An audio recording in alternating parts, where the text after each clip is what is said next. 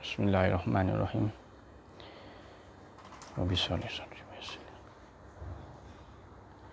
Bismillahirrahmanirrahim. Assalamualaikum warahmatullahi wabarakatuh. Allahumma salli ala Sayyidina Muhammad. Hari ini kita sambung riwayat 47. Agak panjang sedikit. Hadis Sahih Bukhari jilid 3, hadis nombor 1255. Dari Miswar bin Makhramah dan Marwan radhiyallahu anhu. Katanya, Rasulullah keluar dalam masa peperangan Hudaibiyah. Ketika telah sampai di satu jalan, Nabi bersabda, sesungguhnya Khalid bin Walid Al-Ghamim dalam pasukan berkuda orang Quraisy menjadi pengintip, maka ambillah jalan ke sebelah kanan. Demi Allah, Khalid tiada mengetahui sehingga ketika dalam debu tentera berangkatlah Khalid memacu kudanya untuk memberi peringatan kepada orang Quraisy. Dan Nabi Muhammad terus berjalan hingga ketika beliau berada di puncak bukit yang dituruni menghadap mereka. Unta beliau bersimpuh berhenti. Orang banyak berkata, hal-hal ucapan menghalau unta. Unta itu tiada mahu berjalan. Mereka berkata, kaswa mogok, kaswa mogok. Nabi Muhammad berkata, kaswa bukan mogok dan itu bukan sifatnya, melainkan ia ditahan oleh yang menahan gajah yang datang untuk meruntuh Kaabah. Kemudian Nabi Muhammad SAW bersabda, demi Tuhan yang diriku di tangannya, setiap mereka minta padaku suatu rencana buat membesarkan kehormatan Tuhan, selalu aku berikan kepada mereka.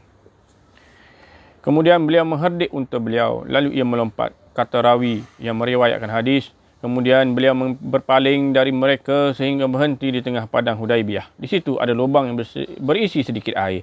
Orang banyak menyautnya sedikit-sedikit dan tinggal di situ sehingga mereka menghabiskan air itu. Maka diadukanlah kehausan kepada Rasulullah.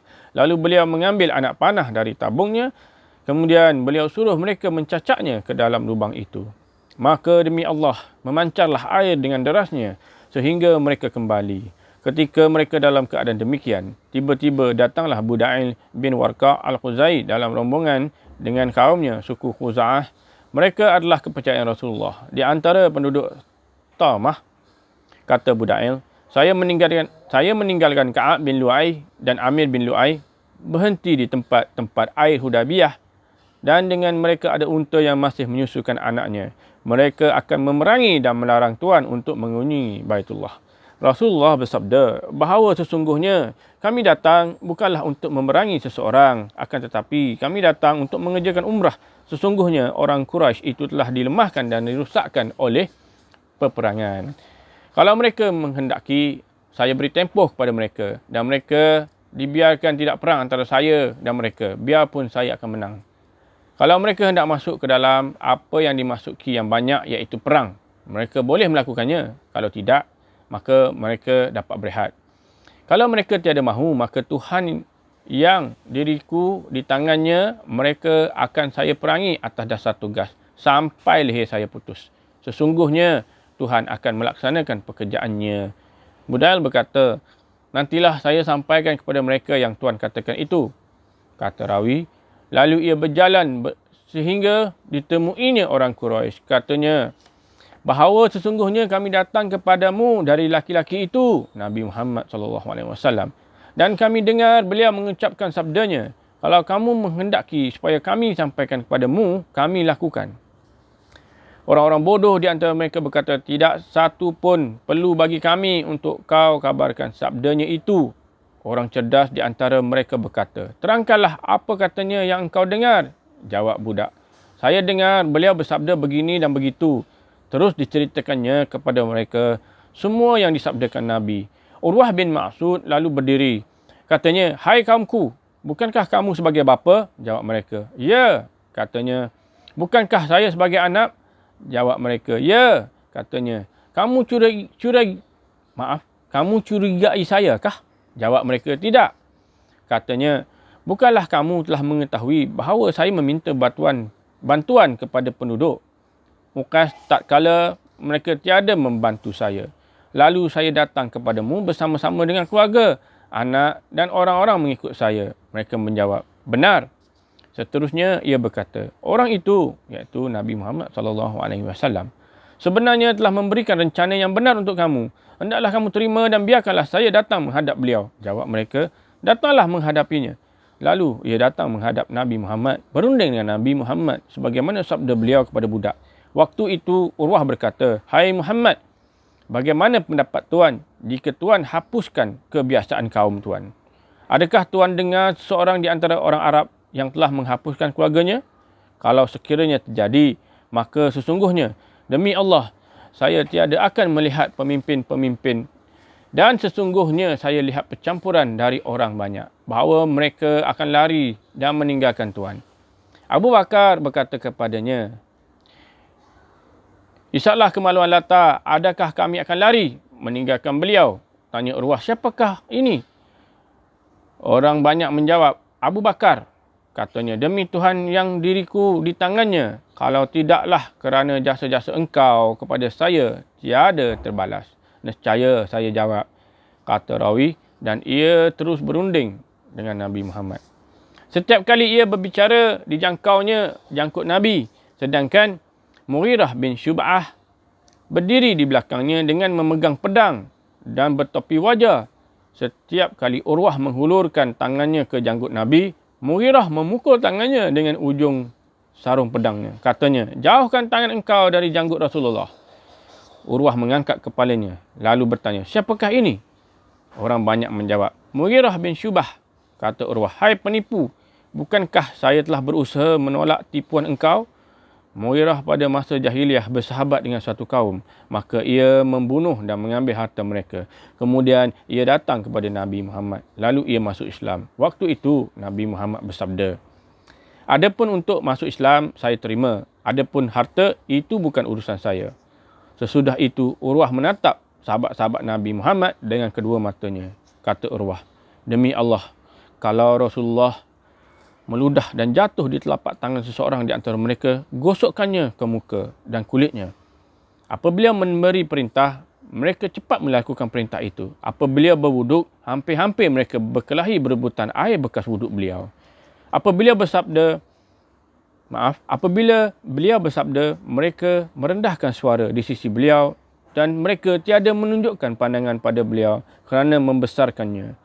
Kemudian Urwah kembali kepada kawan-kawan lalu berkata, "Hai kawan-kawanku, demi Allah, saya pernah menjadi utusan menemui raja-raja dan pernah menjadi utusan menemui Raja Kaisar, iaitu Raja Rom, Kisra, Raja Parsi, dan Najasyi, Raja Habsyah. Demi Allah, belum pernah saya lihat seorang pun raja yang dibesarkan oleh sahabat-sahabatnya, iaitu pengikutnya, sebagaimana Nabi Muhammad dibesarkan oleh sahabat-sahabat beliau.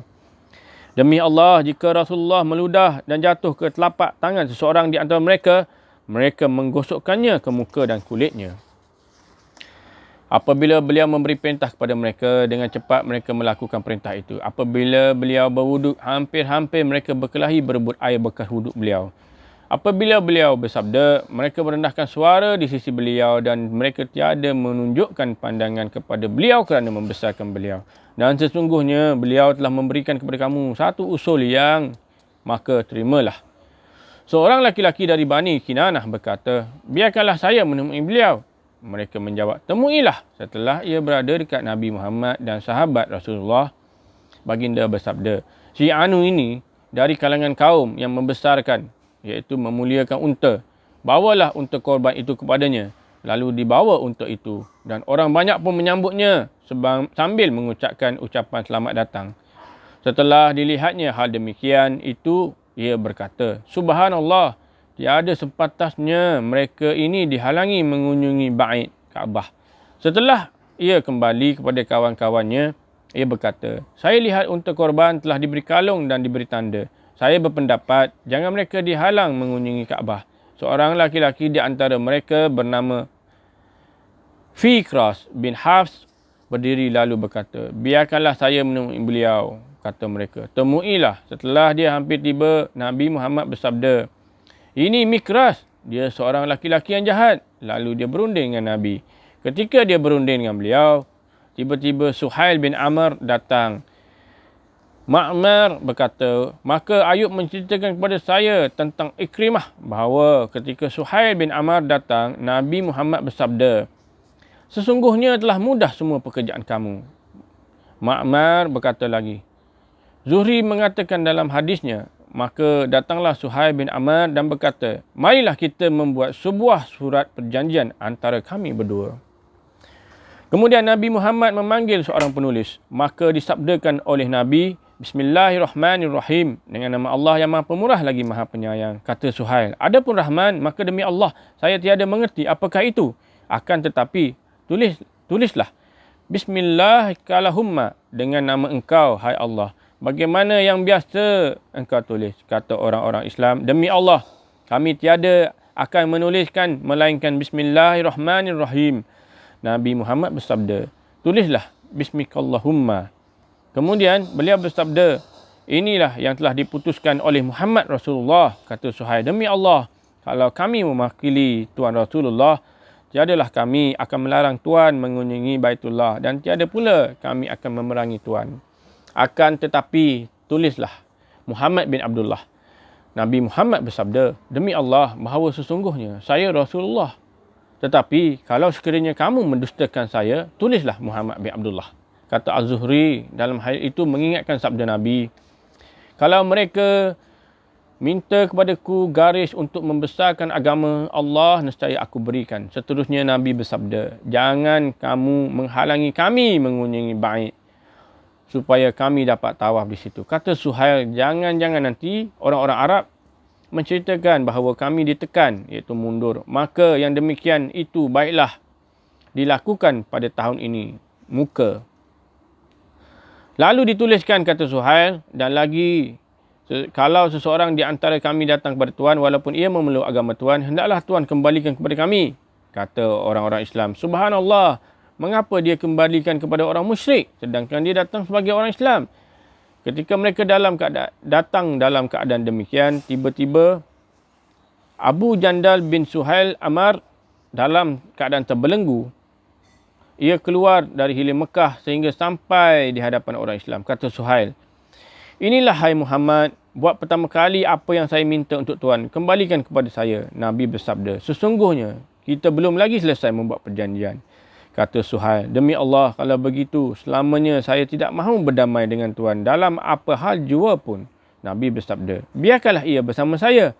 Katanya, saya tiada akan membiarkannya bersama Tuan. Sabda beliau, ya, mesti engkau lakukan. Jawabnya, saya tidak akan melakukan, kata Mikras. Baiklah, kami biarkan dia bersama Tuan, kata Abu Jandal. Hai kaum muslimin, akan dikembalikan saya kepada orang-orang musyrik, sedangkan saya datang untuk masuk agama Islam. Bukankah telah kamu ketahui apa yang saya derita? Dan dia disingkir kerana agama Allah dengan seksa yang hebat, kata rawi. Umar bin Khattab lalu berkata, saya datang menghadap Nabi. Kata saya, bukankah Tuan sebenarnya Nabi Muhammad, Nabi Allah? Jawab beliau, ya. Kata saya, bukankah kita di atas kebenaran dan musuh kita menurut yang batil? Jawab beliau, ya.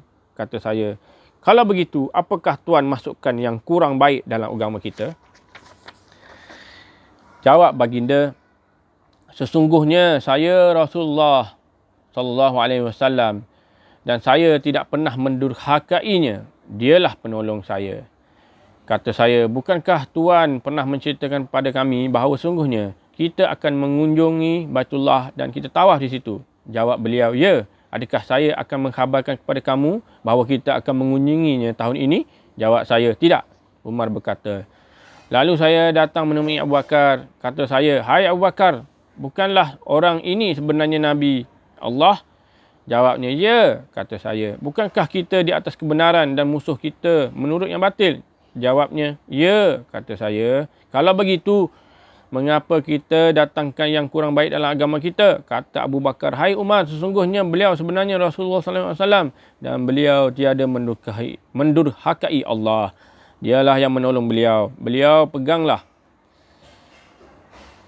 Maka peganglah, patuhilah perintah beliau. Demi Allah, sesungguhnya beliau atas jalan yang benar. Kata saya, bukankah beliau pernah menceritakan kepada kita bahawa sesungguhnya kita akan mengunjungi Baitullah dan tawaf di situ?